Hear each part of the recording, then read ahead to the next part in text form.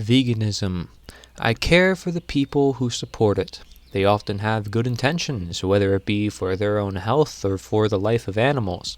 However, I'm afraid I have to bring a contrary perspective you are unlikely to hear anywhere else. If you are vegan, I share this with you because I care about your health and animal lives just as much as you do. As a health coach, my focus is to listen to people and learn about their situation, learn about the many different diets in existence, and help others evaluate the action steps that they must take within their own life toward their own goals, optimizing digestion and healing the gut, making healthy and small changes to lifestyle that can make a huge difference. But what I've noticed from our modern world astonishes me. For even studying nutrition is not enough to study nature. The first concept we must understand is health. This word represents whole. Therefore, we are in good health if we are fulfilled. Nutrition means nourish. So when we are fulfilled, we are not only satiated, but we are nourished. We are in good health. Health isn't just dependent upon nutrition, however. We must also account for career, exercise, spirituality, relationships, modern world influences, and anything off the plate. These often impact us more than the food we eat, but they contribute toward each other. So the first point must be made. Veganism does not account for off-plate health factors. Again, extremely important. But you may be asking yourself a question, don't all so-called diets focus on food? And you're right, they do, and therefore all diets can leave out this crucial part of health, focusing on your own daily lifestyle. What is a diet anyways? If we see the common definition, it is food restriction. The alternative to this is what food people habitually eat. There's a problem with this. These are two completely different definitions. Food restriction is willfully neglecting certain available food, and habitually eating is eating certain kinds of food often. One is an act of will, the other is passive, because everyone has a diet even if they aren't on a said particular diet. So, when we see it being marketed to us to go on a certain diet, what is actually being marketed is a type of restrictive eating. A common accusation about veganism is that it's a religion. And regardless of the morality or spirituality involved in the motives of going vegan, the very act of restricted eating and mental servitude to only plant material may demonstrate this. Religion comes from the Latin verb religare, which means to bind, to restrict, to hold back, or thwart from forward progress. It is dangerous when individuals develop cognitive dissonance in their religion as they become unwilling for change, mentally enslaved to validation and continuance of their own habits, going as far as ignoring their own instincts or masking their own cravings. When there's these cravings, there's nutrient deficiencies. So if an individual finds a food that they think may be helping their cravings, they better be sure that they are fulfilling these deficiencies, or else their health will never be whole. The diet industry is worth billions of dollars, growing ever more as disease grows ever more. And these books are showing people all the many ways of restrictive eating and of masking cravings and instincts in order to remain in such restriction. It takes over people's lives. They swear by it. They invest so much time and attention into it, put so much effort into it, make themselves a brand out of it, share it with others on social media to reinforce their behavior. Diets become people's new religion. But veganism doesn't end there when compared with other diets. I ask you to please have an open mind. Just because you feel better because you left the sad, standard American diet or conventional disease-promoting diet does not mean that your new trendy diet is long-term sustainable and right for you. Eating only plants leads to a great amount of fiber within the diet. As you may know, fiber can help people. But is there such a thing as too much fiber? Is fiber even digestible? If fiber helps us feel full, do we really know when our body is actually fulfilled by nutrition? Fiber is not an essential nutrient, and in fact, it can actually make it harder for our nutrient absorption. Why do you think people feel better when they are juicing? Even curing cancers? When we juice, we extract nutrients from plants while discarding the fiber. This video is an appeal to simple facts of nature, not an agenda-based science research compilation competition. See, I see health, it should be simple. People will find or create studies to back up their point of view, to push their agenda, but perhaps there really is this common sense perspective to health. It is learning the natural human diet and the nature of human health. Unlike diets, nature doesn't try to justify its own existence. It is existence. When people are all eating different foods, and with there being a greater variety of foods and influences now more than ever, it may come to seem like there is not one natural diet for all human beings. You see, a doctor is supposed to be a teacher, and a teacher is supposed to be a guide, just as a coach would, to not impose a system of action upon an individual, but to help configure an individual's own system of action. It is, for example, learning how to think for yourself or grow your own food rather than being told what to think by others or being given food. We must always seek the root cause, and there is no one greater than nature. Other animals know what to eat, what to do when they are sick, and yet humans seem to be very confused, ignoring or excusing what their body tells them, becoming dependent on health care and diet systems, despite respecting nature being such a fundamental necessity of our existence. So, not only is veganism high in fiber, but vegan foods, even the most popular types, have severe concerns, whether it be from, for example, pesticides, heavy metals, or anti-nutrients, combined with a lack of bioavailability, helpful bacteria, the lack of nutrients, the effects of cooking, and individual digestive ability or appeal. This is not even evaluating if the food has been processed or if it is even truly natural to begin with. Organically grown food mostly ensures that there is less pesticides or no so-called synthetic pesticides, but it doesn't consider heavy metals or nutrition. It typically is supposed to be about traditional methods of farming, but it also doesn't consider locally grown, supporting small farmers or not. See, veganism within itself doesn't consider organic or any of the factors mentioned that organic doesn't consider. Heavy metals is a concern that all diets tend to leave out, and its effects can often be generational, but it's mostly within the food and water supply due to industry, heavily influenced by agricultural farming, whether indoor or outdoor. The most potent or so-called superfood or so-called medicinal or commonly consumed plants have been shown to bioaccumulate many different metals, such as green tea, cacao, or rices. Animal products can be contaminated too, don't get me wrong, but they also depend upon the plants and the environment, man-made faults. We even see heavy metal connections with baby food or vaccines to material things. Another common concern nowadays is EMF pollution. Say you got the preventable factors and plants and lifestyle under control, then clearly health isn't limited to veganism. Veganism only refers to eating only plants, but what about the things you can't prevent? The nature of plants. Anti-nutrients are present in many plants, also very common in the popular upheld vegan foods. These anti-nutrients make it harder for us to get nutrients from our food. Pretty counterintuitive to the reason why a vegan would choose certain foods in the case of nutrition. There are no anti-nutrients in animal products. When we consider this with the nature of vegan nutrition, we also come to understand the matter of bioavailability. Bioavailability refers to if a nutrient is able to be used by the body. When plant protein is compared to animal protein, for example, the animal protein is always the best in bioavailability. This goes for basically every other nutrient as well, of all kinds. One questions the possibility of getting enough protein from plants, yet in addition to such, it is in the nature of any single animal product to contain nearly all the nutrients you need if it is raised naturally and consumed naturally. Let's assume here that both the plants and animal products I speak of are raised as natural and optimal as possible.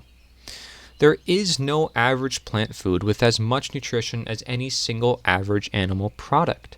And if the body requires certain nutrients for other certain nutrients in certain nutrient forms, veganism cannot be deemed as nutritious or nutritionally complete in regards to all these factors. Unknowing of this, a vegan will claim that the 15 nutrients that they can't get from plants can be produced naturally within the body.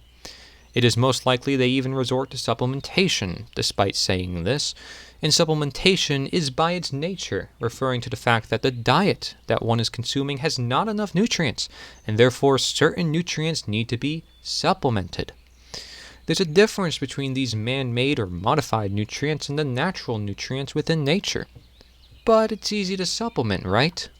Well, if these nutrients are found only from animal products, humans have to use processing technology and exported lab-conditioned plants as the only means of sustaining. Take, for example, a person living in a northern climate where barely any sunlight is absorbed. How are they to obtain vitamin D3, the best form of vitamin D? The only way is animal products or lab-processed supplementation. One is natural, the other is not. Why should we excuse man-made creations for beings of nature? All man-made creations are supplements if natural creations aren't present or aren't being utilized. Lucky for you, animal products are everywhere. Unlucky for you, you may be stuck in a religion told to you by other people and not by nature that you should not use said abundance of bioavailable nutrition.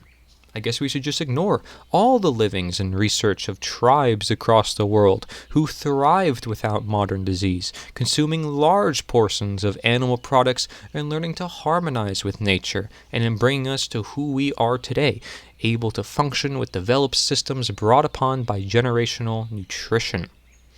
Nurture for nature, nature for nurture. You are in reality to listen to nature to know what to eat and nurture your nature based on this knowledge of nature so your body can thank you and nurture you, creating a new nature, repeating the cycle. But we certainly aren't done yet on understanding veganism here. Cooking is relevant, not just raising a food. When cooking is done, the food changes both negatively and positively, mostly on the negative as by the nature of fire. There becomes less nutrients, less protein, with the new addition of carcinogens, cancer-causing compounds. Studies have been done showing cooked food over generations, and it is troubling and at least worth questioning. This is relevant because many vegans aren't consuming many raw foods, or at least it isn't part of the definition of veganism.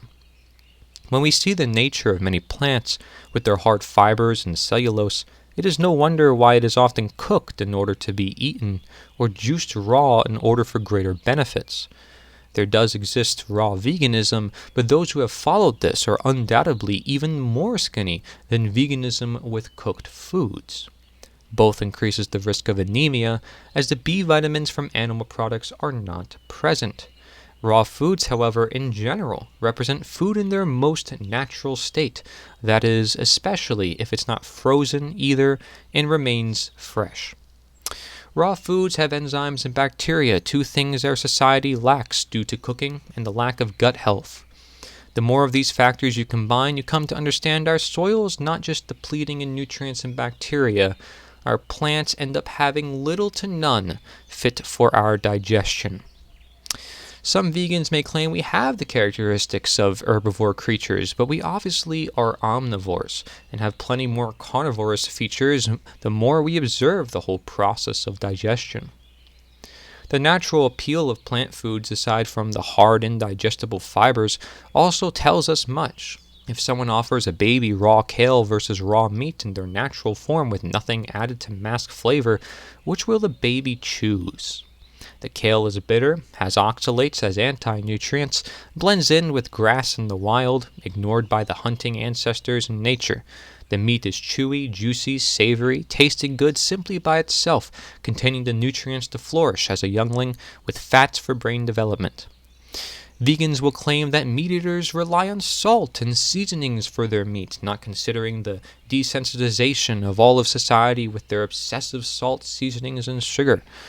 These toppings are unnecessary, as they are as much unnatural or uncommon to be used by any tribe in nature. People were conditioned into the use of this, as their taste buds have been tricked. Meat was used as food. Nutrients, plant herbs were used as medicine for certain times.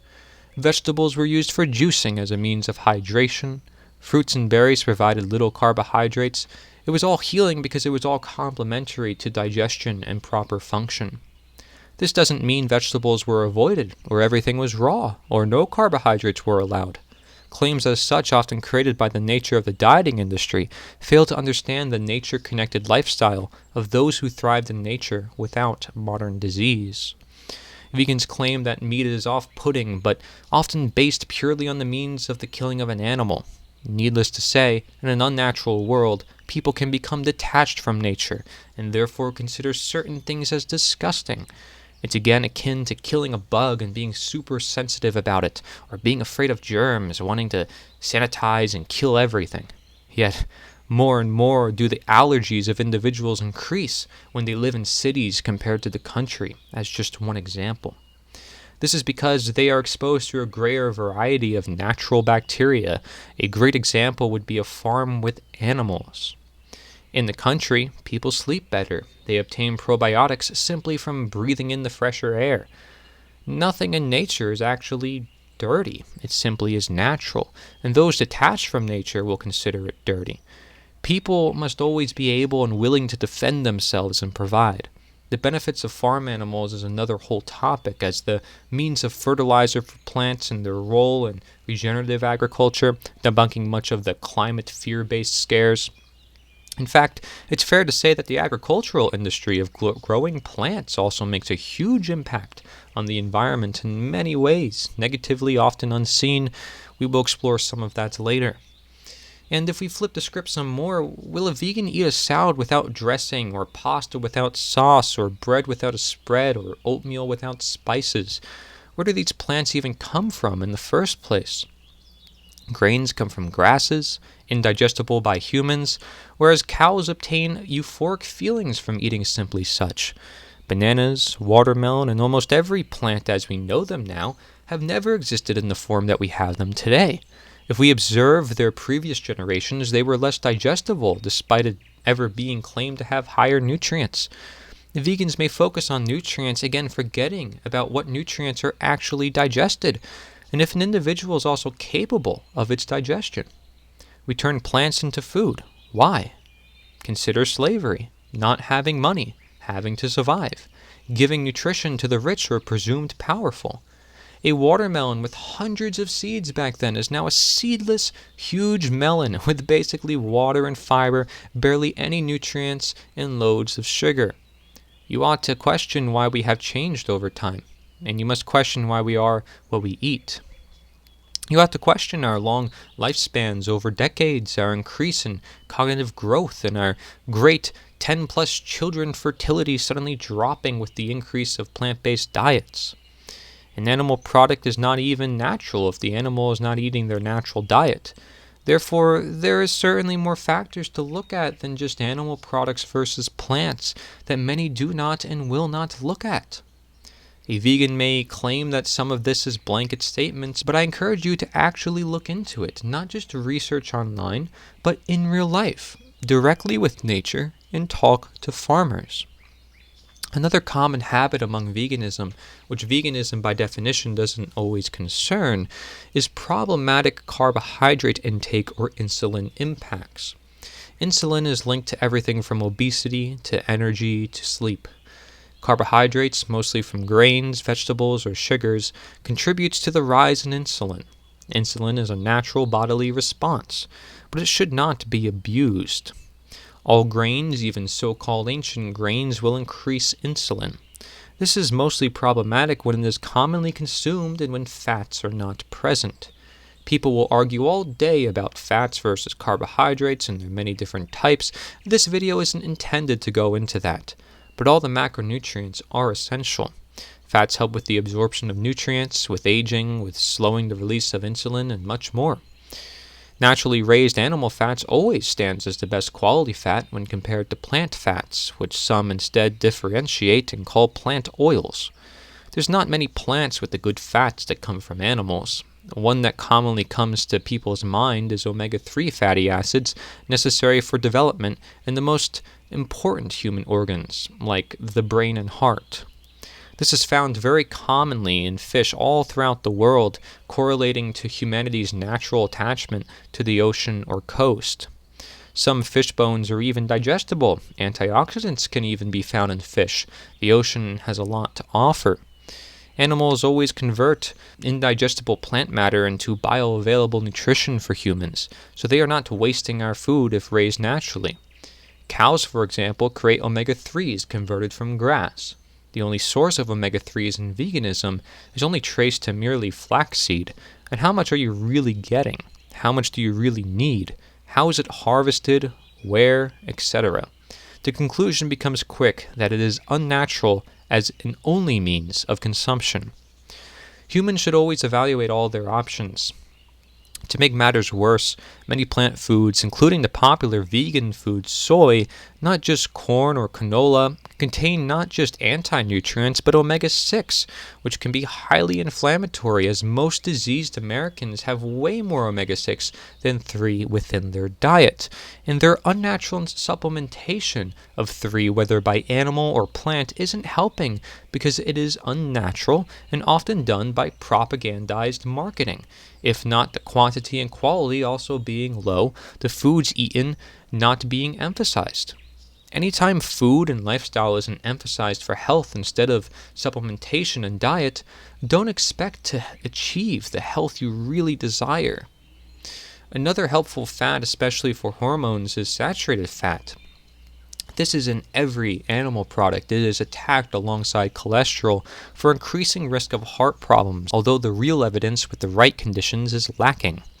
As vegans continue on their journey, it is common for them years down the road that their nutritionist recommends adding in a fat like coconut oil. It is common that without doing this, hormone function starts to fail. Like flaxseed, but as a different fat, coconut is one of the only plants with saturated fat other than palm fruit. Many tribes would use coconut in meat products, as coconut had many uses, not just food and good supplementive fat. People are using MCT oil that comes from coconut for energy, losing weight, and more.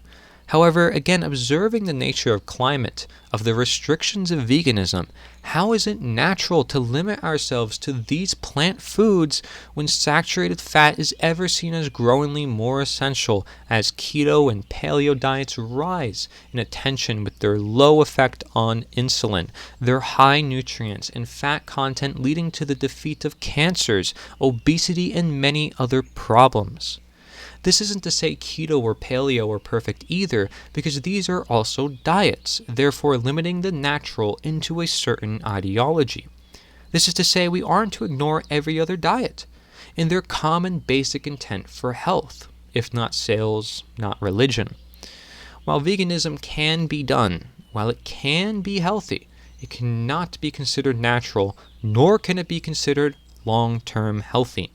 A common notice that people have when they tend to eat high-quality animal products is that they have more satiation and more energy. The answer here is insulin and nutrition. When the nutrients in a food is high, you will not need to eat as much food. While this adds to the argument of feeding the world, it also nourishes the world, considering the fact the most bioavailable nutrition is consumed. When vegans eat only plants with their high fiber intake, they may feel full while not actually being satiated or fulfilled due to this lack of nutrition. Therefore, veganism can be a trick of health, whether it be in its appeal to presumed natural foods, the expected nutrients, to trends, or to satiation. It may be fascinating to someone like myself who studied nutrition and always was told fiber was necessary for satiation and digestion, that it actually isn't necessary and can actually cause problems as mentioned previously. You can experiment for yourself. It is much easier to indulge in pastas, grains, and breads because they lack fiber. One may instead choose to consume vegetables because they do have fiber, but it is hard to indulge in meat or feel more satisfied than having meat because quality meat has the most nutrition and digestion. If people go to veganism for foods more natural, away from processed food because it is unnatural, their benefits are not from veganism, it is from the natural foods.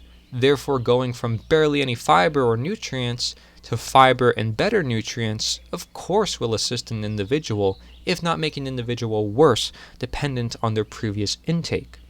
Fasting can also have benefits in regards to this, or in resetting bodily function, bodily clarity, and balancing temptation. But it is mere starvation when nutrients are desired but not present within the body. We also cannot forget hydration, which most diets leave out in detail because electrolytes and nutrients and all that is found in natural spring water or natural fruit juices also play a role in hydration. This is why there exist many people finding themselves drinking tons of water and never having enough of it. Even alcoholics will trick themselves into drinking more alcohol because they really are just thirsty. Water is no different when it is stripped of its natural components and sources. Many tribes and animals of the wild do not need to drink water when they instead have juices or animal products like milk, eggs, or even blood. If we claim that food is medicine like Hippocrates, the father of medicine, has said, then we must evaluate our choices. What is food, and what is more qualified to be medicine? If we observe simple etymology, the word food means nourish. The word nutrient means nourish. Yet, coincidentally enough, the word meat, which some anciently may refer to as meat, also means nourish. This lines up to perfection when we consider the fact nothing is more nourishing than animal products, animal liver being considered the most healthiest food in the world, considering its nutrients and combined bioavailability and digestion.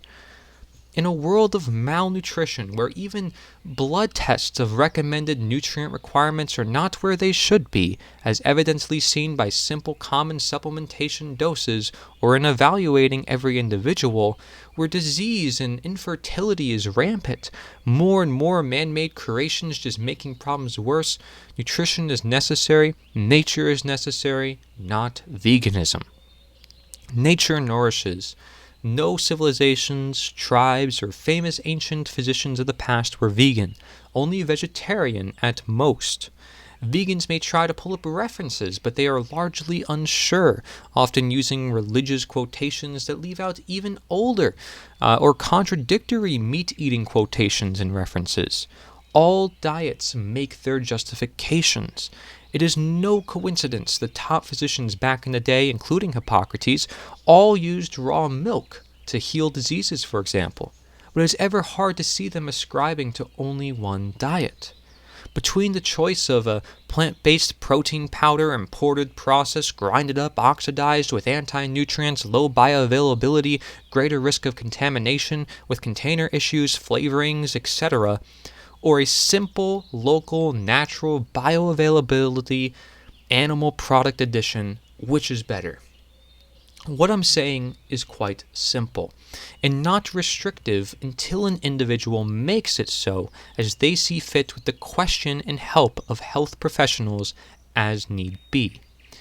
A vegan naturally low in vitamin B12 will have less energy and therefore depend or have cravings for sweets or caffeine, both of troubling effects in the body. Caffeine has many different effects. A fire-killed bean that is often accompanied by fake calcium anti-nutrient so-called milks and sugar. Fake sugars and flavorings often being worse if added, although not considered by vegans. The least vegans can do is name their products truthfully so not to propagandize their diet. A vegetable oil so-called butter is not butter, it is margarine. A so-called nut milk is not milk, it is flavored calcium water.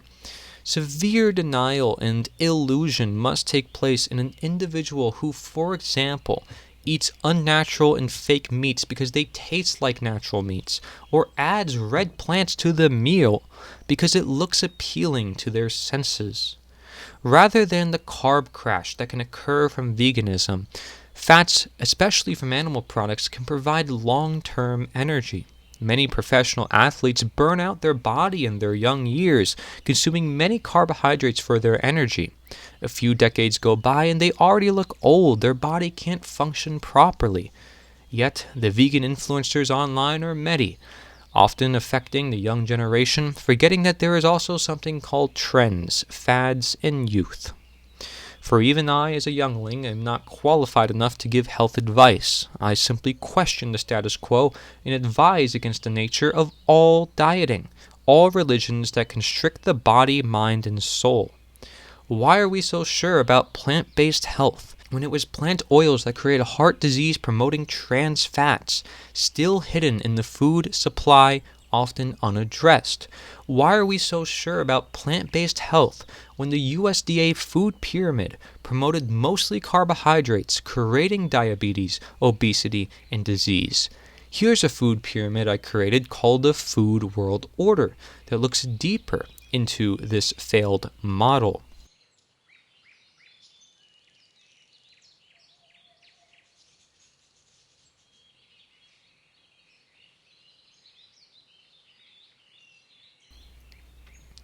Why are we so sure about plant-based health when the science of the late 1900s attacking animal products is more and more seen as faulty and lacking evidence today?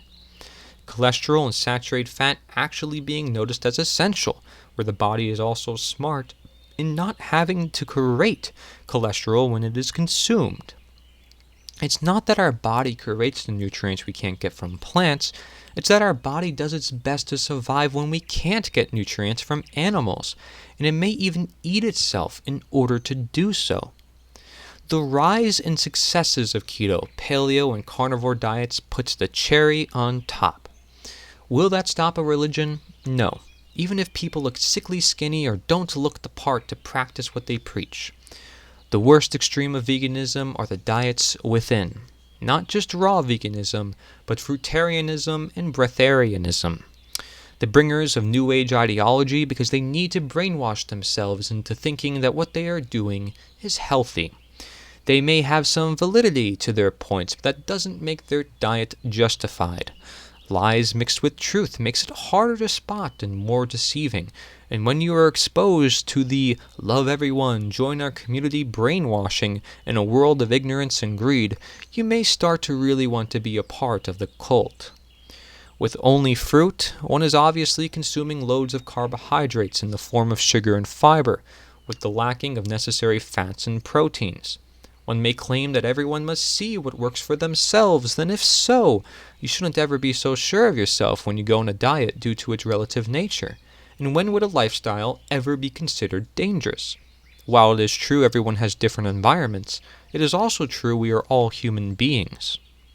To eliminate for ourselves something that is surely necessary, like the sun, is to violate our nature to the greatest extreme. We must, however, deem certain things as dangerous.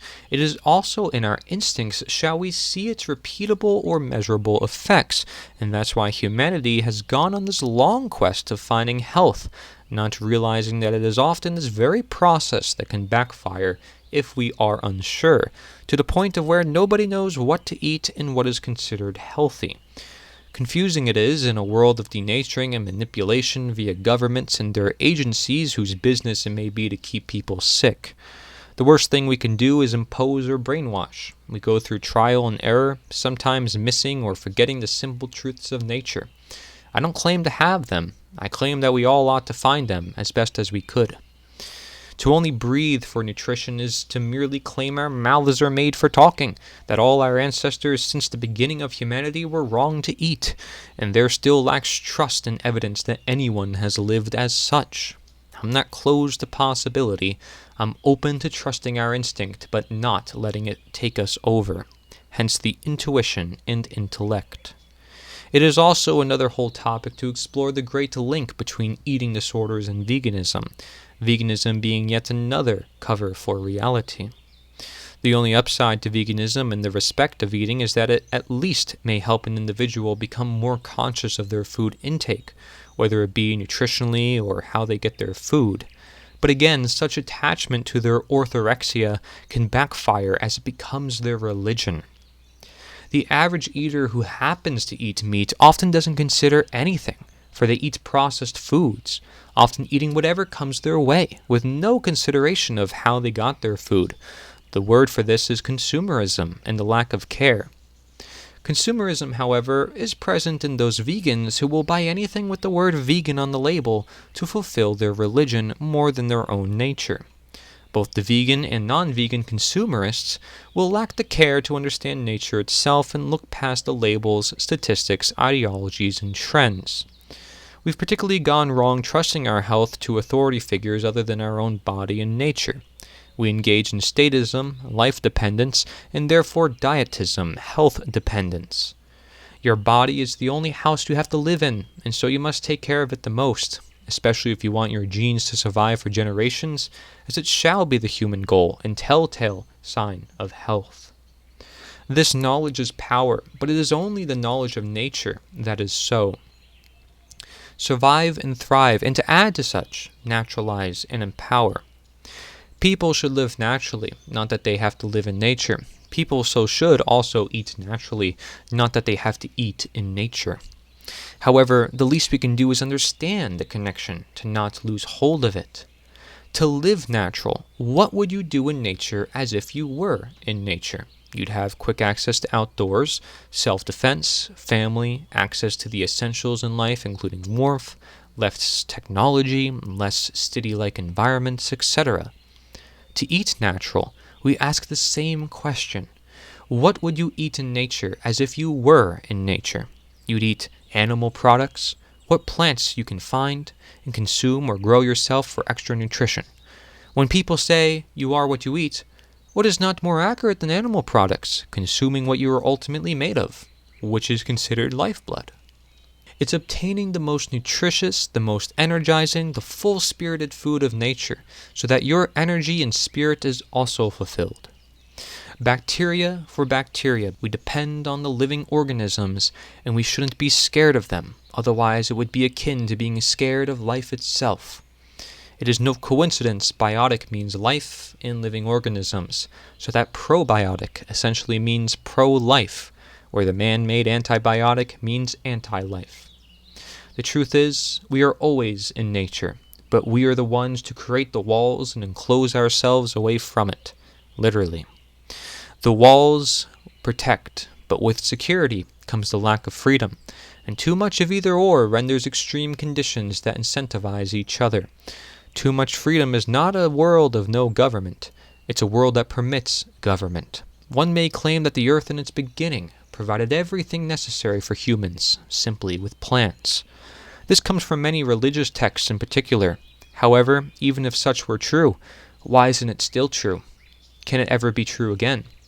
Until it can be proven true, and naturally, why do we consume plants that are nutritionally inferior and don't appeal to us in their original form? If plants were more nutritious back then, were they all edible? Or were the plants that were made edible over time to this generation through man-made modification techniques? How about the ties of mass agriculture and slavery in the diet of slaves? We must, however, account for what we know now, the always ever-present truths. Even so-called herbivorous animals in nature have eaten meat. Vegans may even go into the acidity or carcinogenic, cancer-causing compounds found in animal products, but they completely forget about raw animal products as compared to cooked, or quality compared to quantity, and lack of quality, and bodily digestion of acids within the body in relation to the types of acids within the foods, or even the different body and blood types. They then may use antioxidants as an argument, still forgetting anti-nutrients. The fact meat and meat organs could have potent forms of antioxidants, and that enzymes are actually more important. There's also evidence that there is such a thing as too much antioxidants, creating counterintuitive results, as it is highly touted by vegans, yet they can be best at low doses anyways. Some vegans will see their religion in motion, with people crazily defending it and becoming militant, some vegans not condoning such actions. However, what if their militant mentality has to do with a B vitamin deficiency, or their lack of hormone health, or unstable nervous system?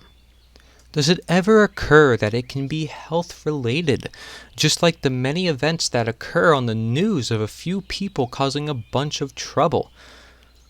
Health plays a huge role, and we are quick to make assumptions and judgments, but undoubtedly, B vitamins have a great correlation to mental health.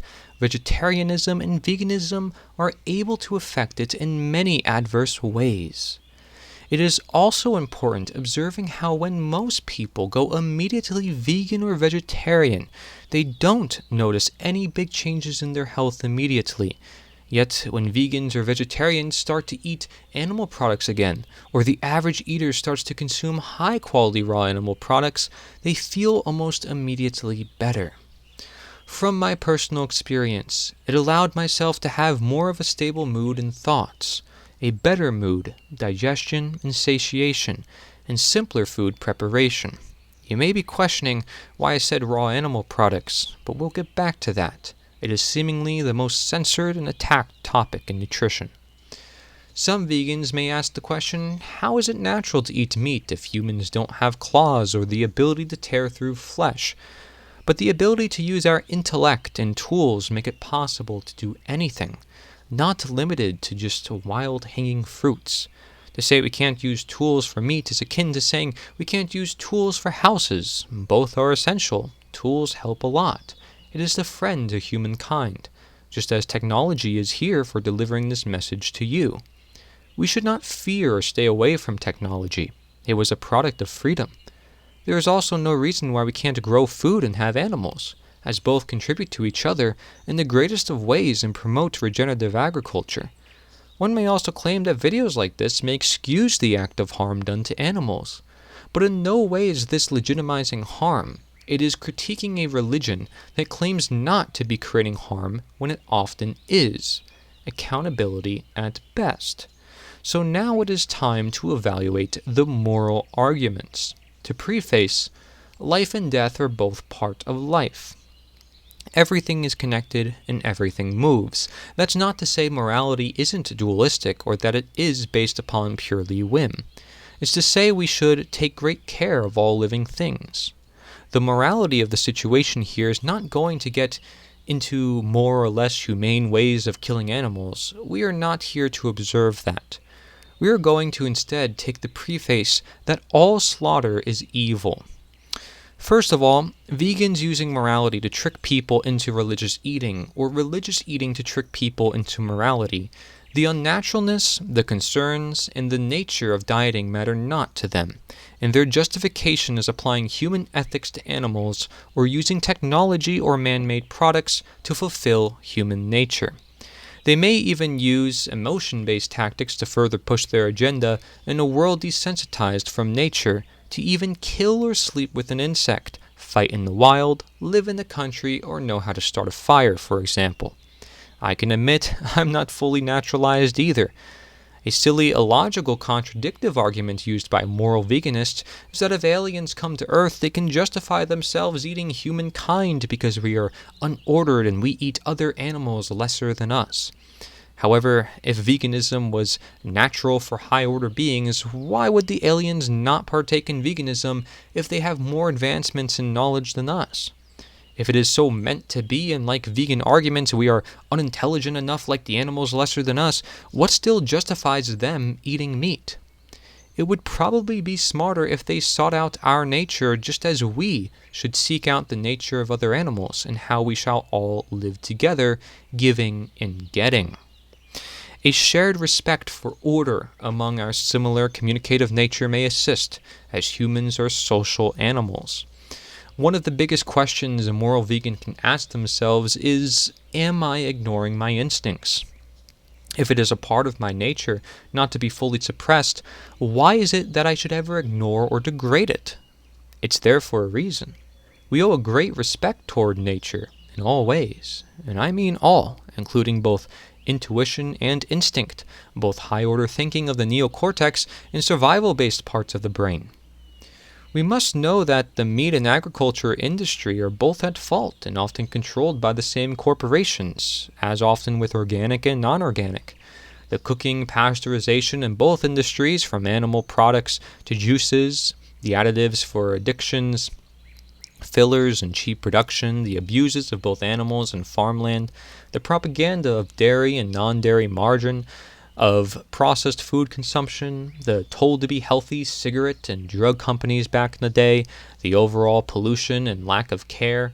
Nobody should be excused from not caring. Therefore, nobody should say their meal is harm-free. It doesn't exist. Every meal causes harm to some living thing and sentient being. Our choice is reducing harm to the optimal and sustainable. The answer is not always the plant-based option. To limit morality due to diet is the very notion of the diet religion of dietism, just as one would limit morality due to government, the government religion of statism. If we put aside the fact many so-called hunters of the past may have been scavengers, not intentionally killing for food, or that they may have used animal flesh for nutrients so as not to waste their self-defense result, or that many worldwide practices treat animals as a sacred part of the human diet of great gratefulness to obtain, the best of understanding morality is by opening our worldview to possibilities so as to the causes of death or suffering. We must account for self-harm, small animals including rodents and insects, the environment, exportation, satiation, and pregnancy. Since when do we completely ignore ourselves as part of the process of truth? We are trying to make the world better for all things, so why not account for ourselves in addition to other living animals? A vegan may argue it is a sacrifice. Then what's the point of health? What's the point of reproduction? Life is to be lived. It is supposed to be loved, not suffered. If it is possible to do both, if it is optimal to do both, then why not? In nature, would you let an animal harm you and your family? It needs food, and so do you. With our modern advances, we can fulfill both. This is called order, not imbalance. Regenerative agriculture using both plants and animals, not just plants or just animals, for farms wouldn't even function as optimally. Passivism or non-aggression or right brain imbalance or new age ideology, however you see it, has natural limits due to its reasonable intent. If we limit ourselves to only reducing other people's harms, we lose our own guard. Overly selfless people get hurt. Now how about small animals and rodents and insects? Hard to film that for a propaganda documentary showing the effects of harm, isn't it? It's not as easy as showing a slaughterhouse or the slaughter of an animal. Yet between constant tilling of soil, agricultural runoff, land usage, organic and non-organic sprays, contaminations, processing plants, the numbers of animal deaths are too hard to count and too dependent on agricultural farming methods. It's not easy to use for a propagandized diet religion, and it's easy to ignore. Truth can't be profited on. The long-term effects to that of the environment are even greater the concern, not easily observed, and can relate to the nutrient depletion in soil. Nonetheless, it's a problem within itself that agribusiness is taking over small family farms, and it's hard for small farmers to make a living. But of course, veganism can't account for all of this either, as with injections into food and modification techniques. When we observe exportation, can a vegan really say that their meal was fully local? Can they really do it all local? As it is, it's hard to obtain complete nutrition, and don't forget seasons and climates. Vegans often proclaim to be saving the planet, yet what about the very exportation of their foods? What about the clothes they wear and objects they use made out of or with the help of animals?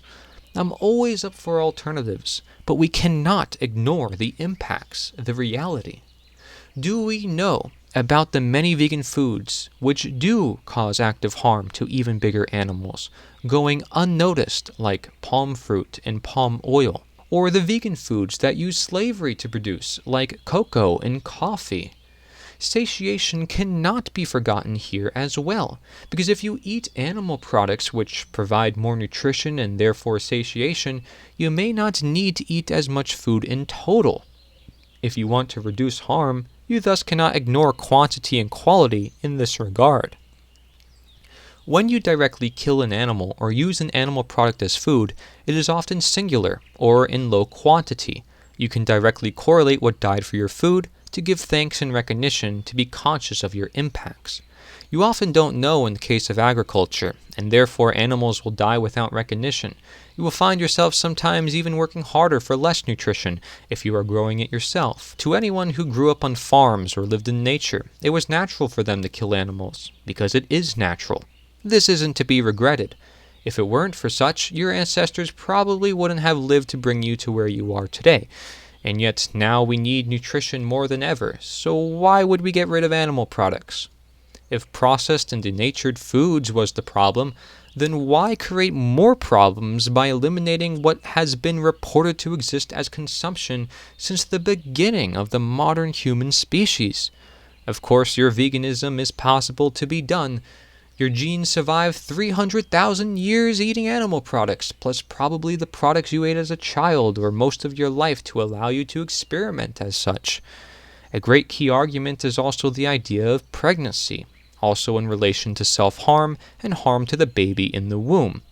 Pregnancy experts and doctors are not typically vegan or recommending veganism for mothers, because this can be dangerous even to the point of death for the baby or the severe lack of growth. Breast milk is also essential and natural, but what if a mother can't produce it?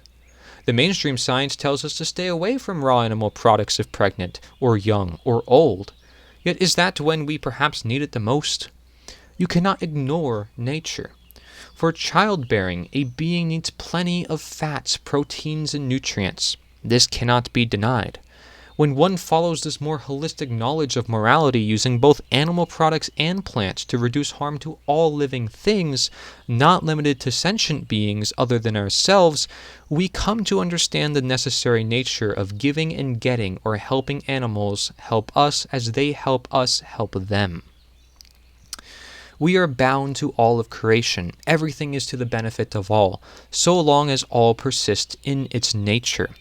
Perhaps the common cattle, such as chickens and cows, are to be under the protection of humans for their life, and our life in response.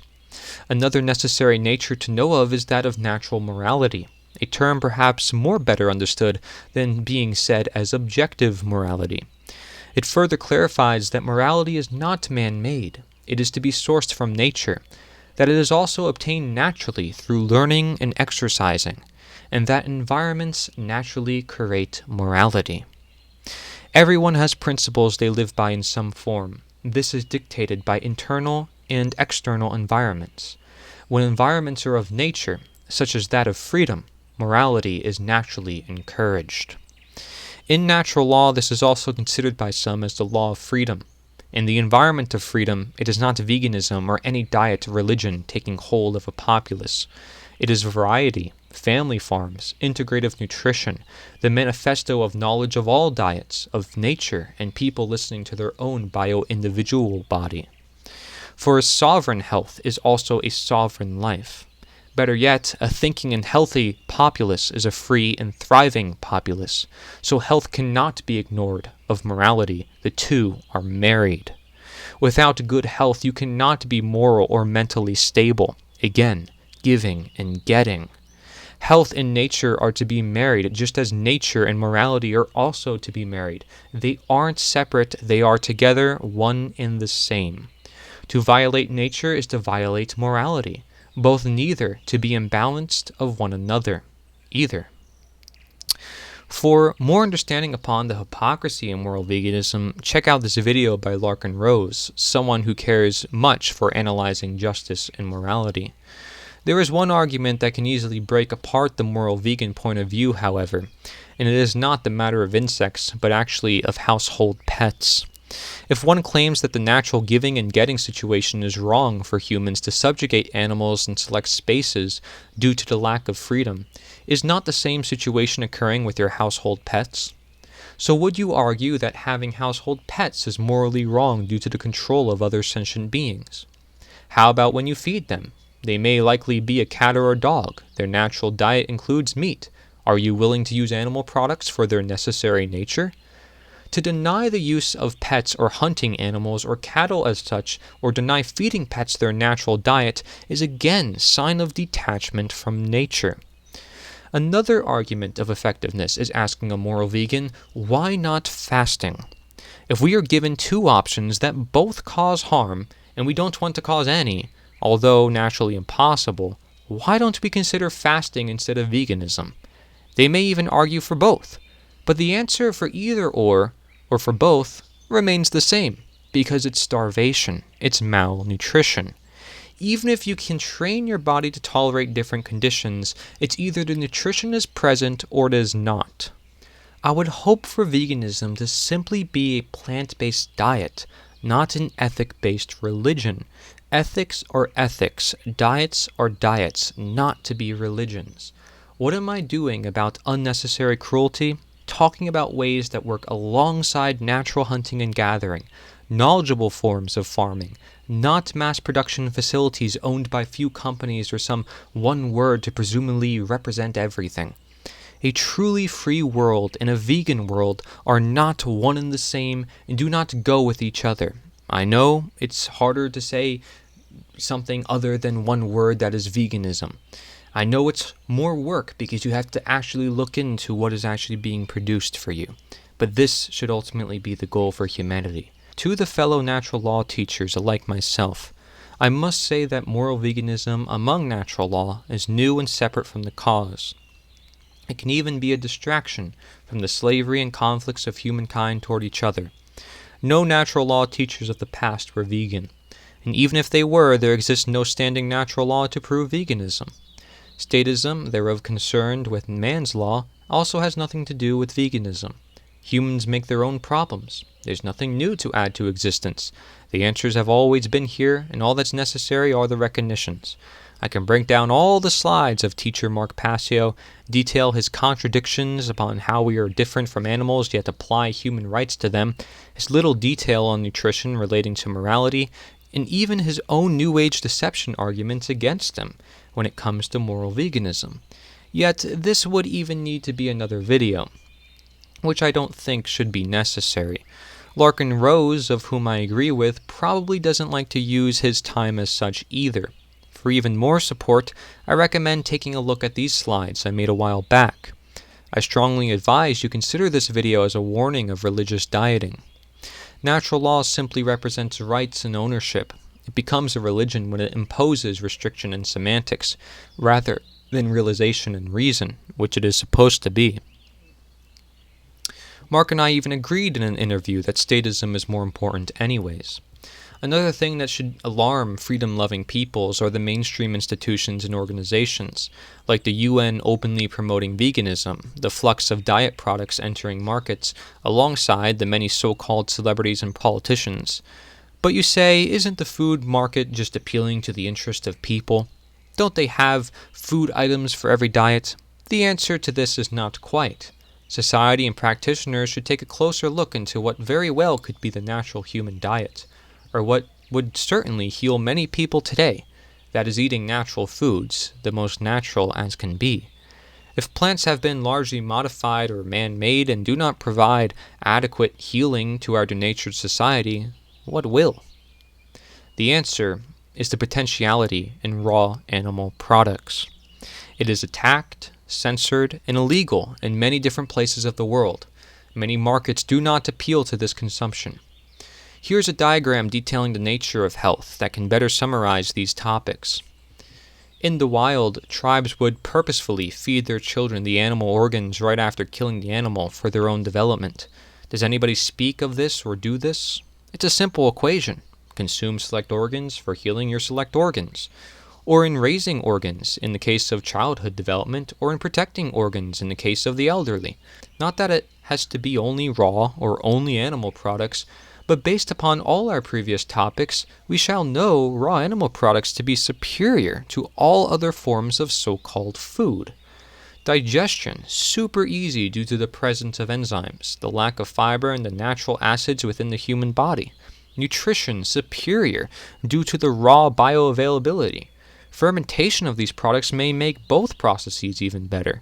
It is this which I encourage those of the dietism religions to experiment with adding into their lifestyle, a little at a time and upon bodily listening. Here's another diagram detailing more about the natural human diet in summary, if you are willing to explore this whole new realm of optimal health.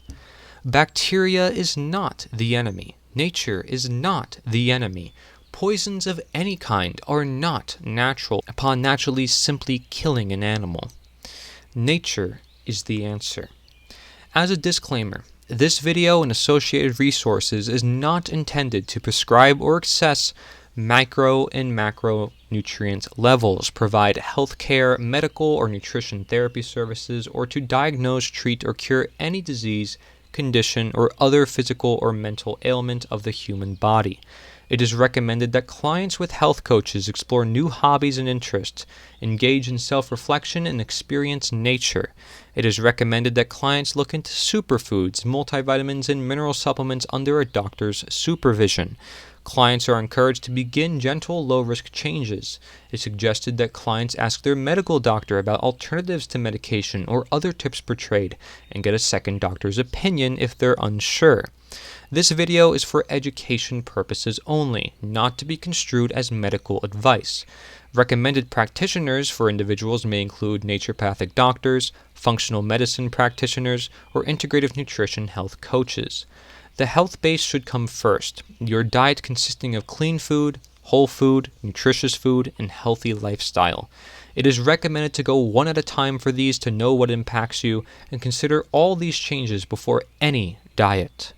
The same should be said for freedom. It should come first, even if it's at first mentally, as it provides the possibility for all else. You see it in nearly every TV show and movie, including two of my favorites, such as Avatar: The Last Airbender, where the subjugated earthbenders maintain their lack of spirit and their urge to order follow the Fire Kingdom to maintain imprisonment until they gather the courage and see it in action to fight for their own freedom. To the show Poldark, where the common people struggle and do what they can. Families are fighting for power and tyranny has no alternative. I can only stress so much the importance of our movement for freedom from slavery more than some diet. I encourage you to check out nita.one, nita.one, to learn all about truth to action and action to truth, how we can change the world forever with the basics of human nature and justice. For health practitioners to learn about statism, I recommend nita.one/health. For more resources upon all that was talked about in this video, I encourage you to check out the information on the screen and in the description below, as more perspectives ever increase our perception, so we all may better our living and hold each other accountable. I must also say that my second book that has great detail on health is going to be released to further clarify these topics through totally new perspectives. Thank you for watching. Take care. So when we were doing the work with the animals for 35, 40 years, we were vaguely aware of the literature on human beings, but didn't dive into that literature. I didn't. But as I worked 10 years to write Nourishment, I really got into the literature, and it was very interesting to look as an outsider at what they write, what those folks were writing about, thinking about, and so forth. It was amazing. I came away with the conclusion that you could really find literature to support just about any statement you wanted to make out there from a human standpoint.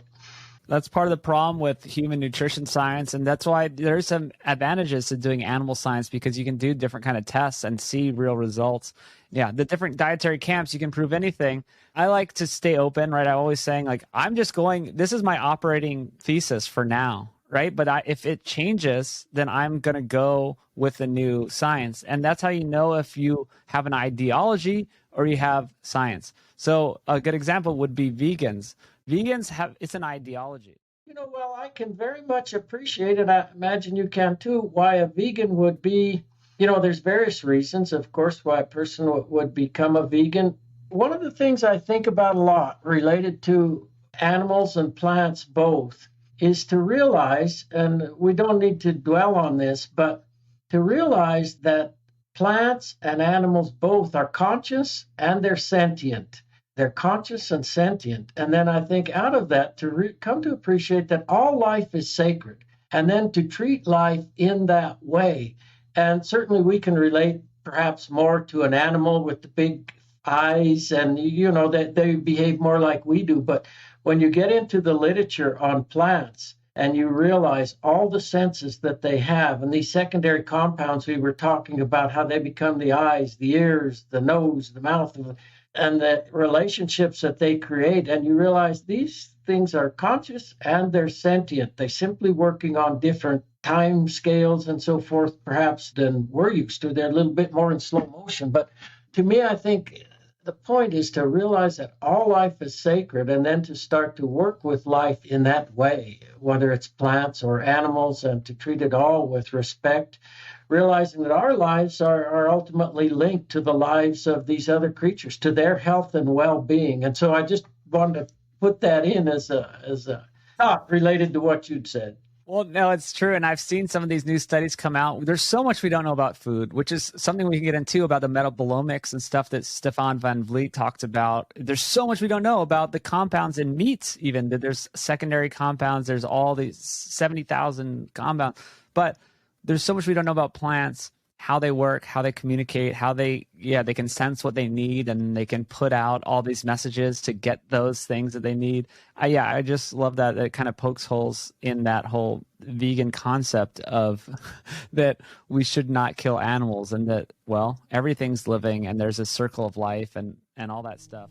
Plants also exhibit rhythmic movements similar to those in an animal's heart. In some plants, the pulsations can be visually observed, while in others, it can be detected only through electrical devices. The upward and downward movements are recorded on this smoked glass plate. Similar curves are obtained by recording the movements of a frog's heart.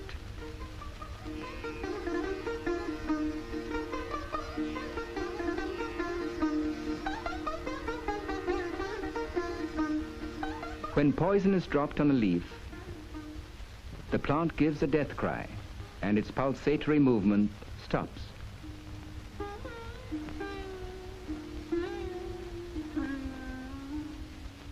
Excitation, brought about by a stimulus applied at a point on the plant, is transmitted to other parts of the plant. The same thing occurs in an animal's body.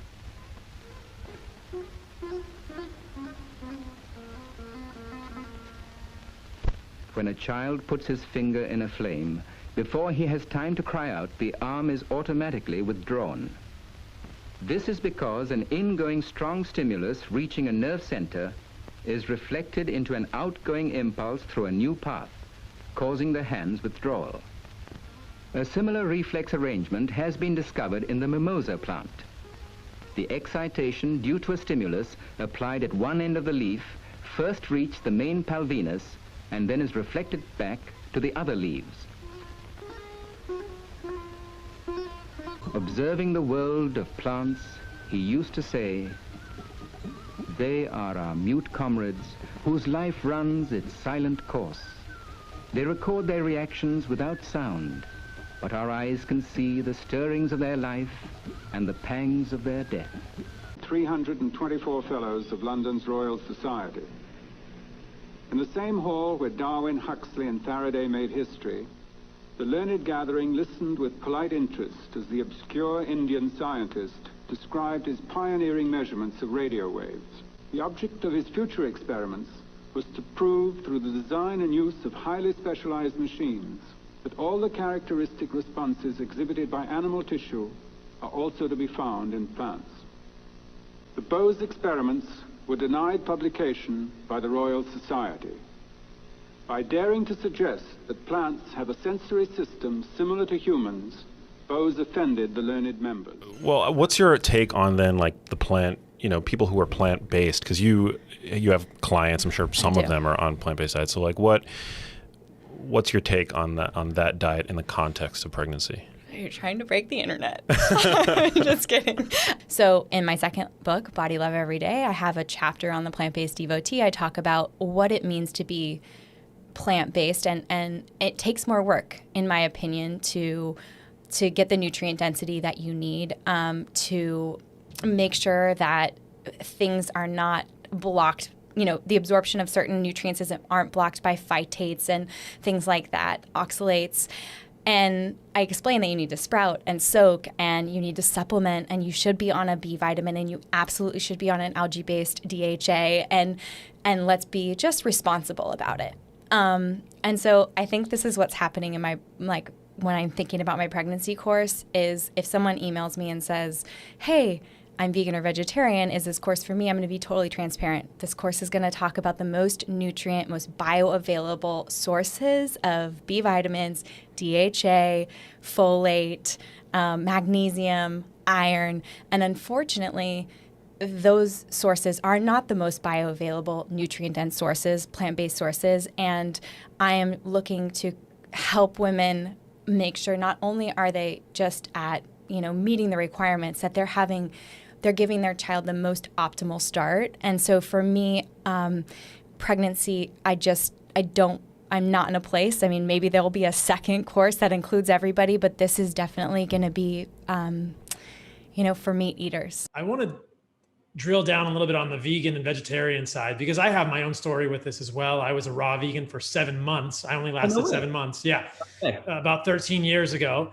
And most of my audience will know that during that time, I lost 25 pounds of muscle mass and was extremely gaunt and had horrible gas. I've written about it and talked about it at various times. But I'm curious about your experience with vegan and vegetarian diets and what eventually led you to include animal foods in your diet. Yeah. Well, it's funny you say that. When I was first starting to experiment with it, I had been, working at a gym as a trainer and, into kind of bodybuilding style lifting, and was pretty thick and trained with guys who were strong and thick. And I started on this diet, and every day I'd come into the gym, they'd just be looking at me like, dude, what are you doing? Because I just started losing weight. In my mind, like an anorexic person, somebody with an eating disorder, in my mind, this was a good thing, because that world's like a cult. And in it, there's this idea that everything that you're shedding is like toxins.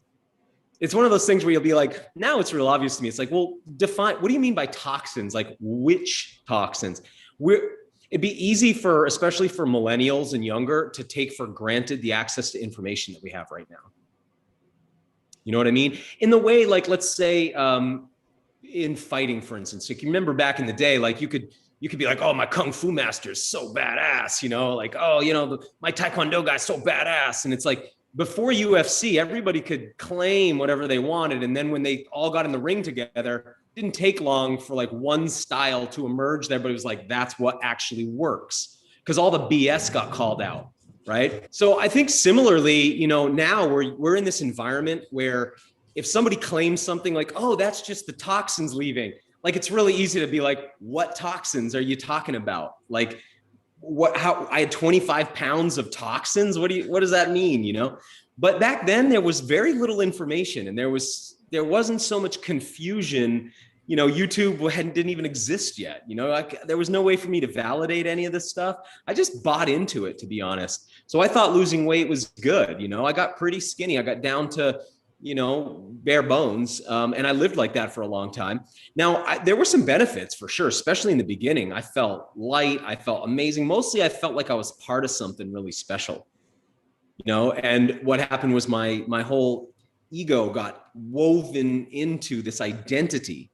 And, now I'm very skeptical of any isms, anything that ends in ism. I'm like, I don't like going down those roads, because it's like we get our identity too caught up in something, and we'll spend years defending something and not really sometimes open to new ideas. So, but I was young then. I bought into it. I had a really good time. I met some zany people. It was quite a ride. And I learned a lot, but I learned a lot of things that weren't true as well. And there was really no critical thought. And, over time, I'd say the first half was really good. The second half was like fungal infections, was, challenges, like always feeling hungry, never feeling satisfied, lots of digestive issues, difficult time, like having like regularity and all that kind of stuff. So, eventually I think I was just really, really hungry. Eventually I was just really, really hungry. And as you said, and I found this striking because I heard you mention it on another podcast as well, when you started eating butter, you were eating 1 to 2 pounds a day. Your body was just so hungry, it sounds like, for these animal fats, these animal nutrients when you started eating this animal food again. That's crazy, but it makes sense. And it wasn't like after I had to go take a nap or I was bogged down. I mean, to me, it's kind of stunning to think about now, but honestly, I was digesting it really well. I ate a lot of fats back then anyway. I lived on a lot of coconut oil and things like that. So my body was pretty adapted to handling fats. But I mean, I was just blowing through that stuff. And it was the same. Then I started drinking cream and milk. And I mean, I could drink a gallon of it a day. And then when I started eating meats, I was eating them raw, because I'd been so used to eating raw foods. And, it took me a while to kind of build myself back up. But the weirdest part of that, looking back on it was like, well, what makes me special now? That was my special thing, right? I'm the guy who only I'm the guy who defines myself by what I don't do. And that to me is a dangerous area to be in. So, today I'm a much more moderate. I think some people would be like, this guy hunts and gathers, eats cicadas. There's nothing moderate about that. But I do feel like I'm a much more moderate person today, Yeah, and I can relate to all of that, having been a vegan and then having transitioned off of veganism and adding meat back to my diet, similarly gaining weight back. But for me, I didn't necessarily fix my autoimmune issues till I did a strict carnivore diet. And so that was the beginning of my journey. And in many ways, carnivory and veganism are similar, though different. And there's a lot of dogmatism in the carnivore community. And in the last year and a half, I've kind of tried to move away from that and think more about, well, what did I learn from eating a carnivore diet? And I learned that some plants really triggered my eczema, plants that many people consider to be healthy. And that I think that that's a valuable lesson for people to understand. What kind of plant? I'm curious, like, do you eat any plants now or any plant derivative things? And then what plants were the hardest on your body? I'm really curious about that.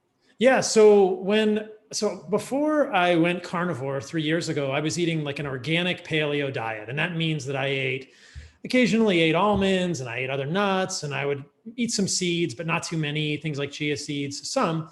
And then I would have salads with like romaine lettuce and radish and sweet potato and things like this, and maybe some olive oil, some avocado. And then I would have grass-fed meat, and I would eat I had a phase that I think actually triggered a pretty big eczema flare for me, where I was doing larger doses of mushroom extracts, things like reishi and chaga and lion's mane. And yeah.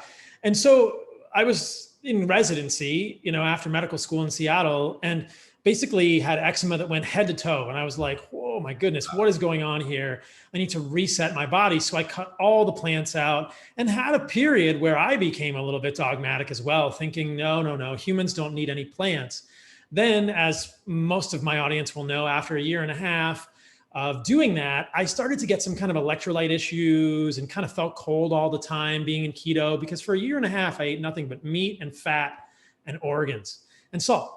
And I felt kind of cold all the time. I had some palpitations, and believe me, I had some cognitive dissonance when I added in carbohydrates back, right?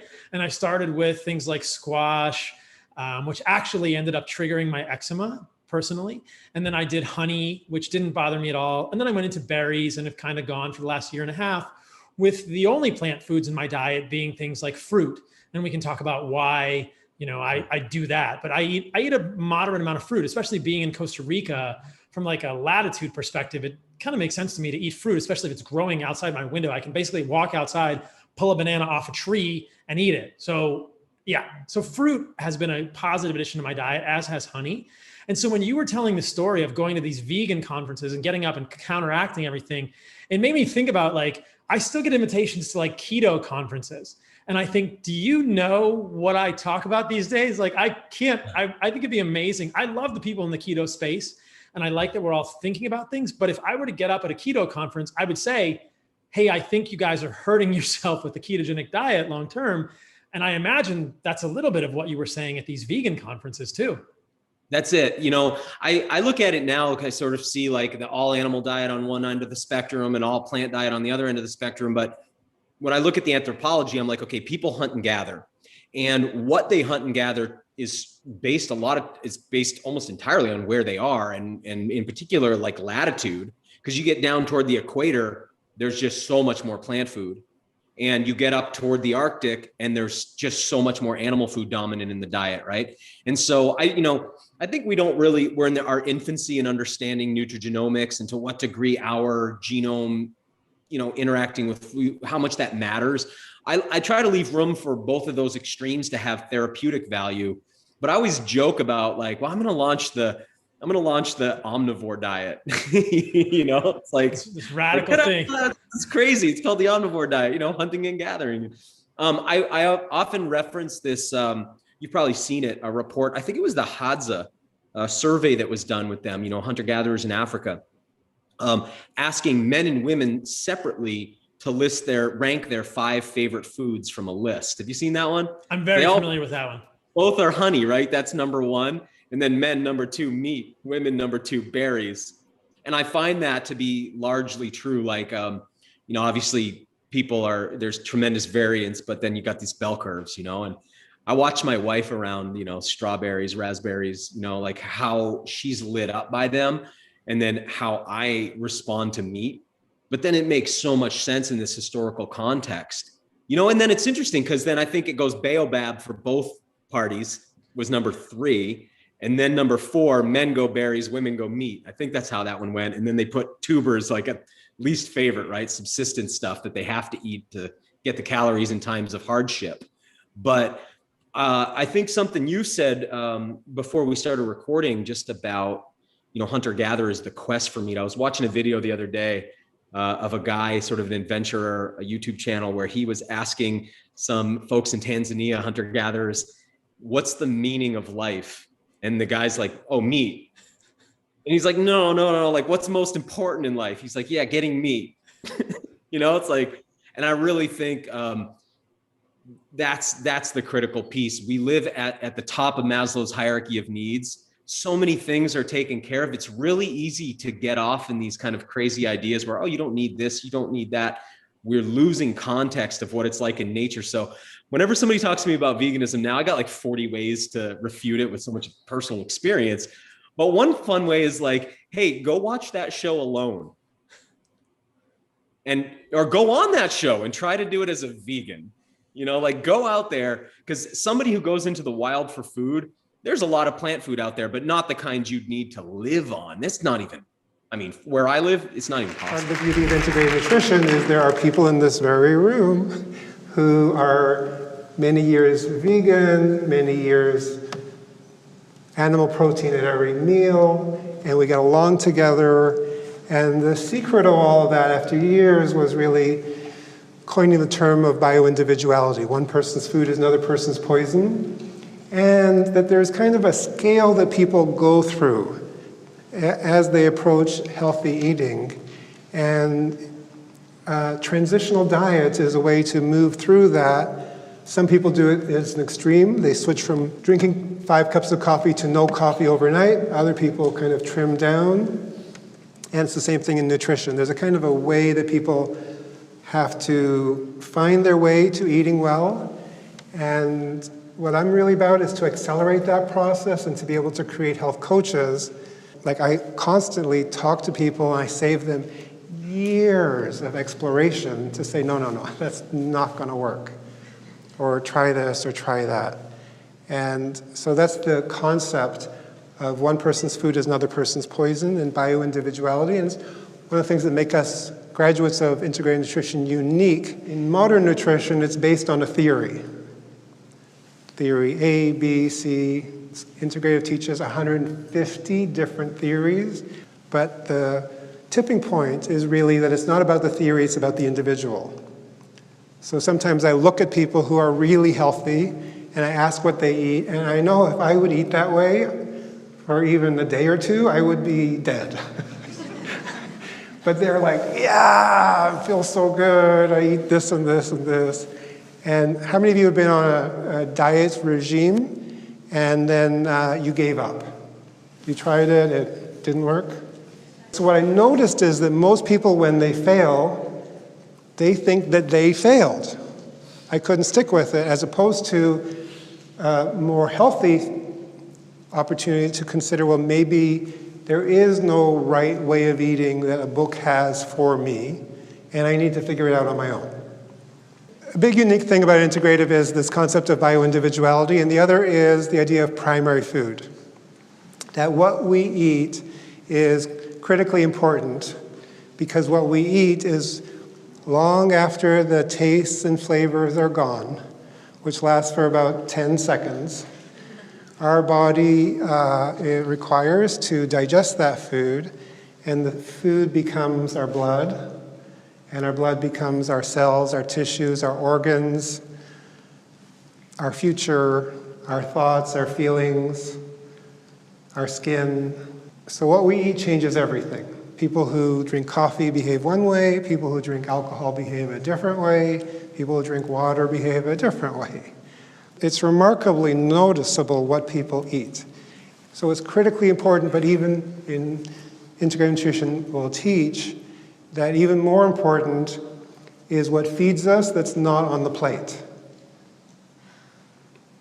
So what feeds us that's not on the plate is warm, loving, close relatedness.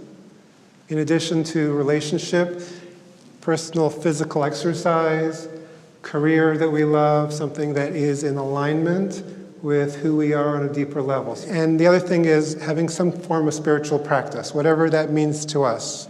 I'm encouraging people to find a way to feel a spiritual practice and to encourage their clients, because people who have that heal faster. People who have love and relationship, exercise, and career heal faster. And while food is important, primary food is even more important.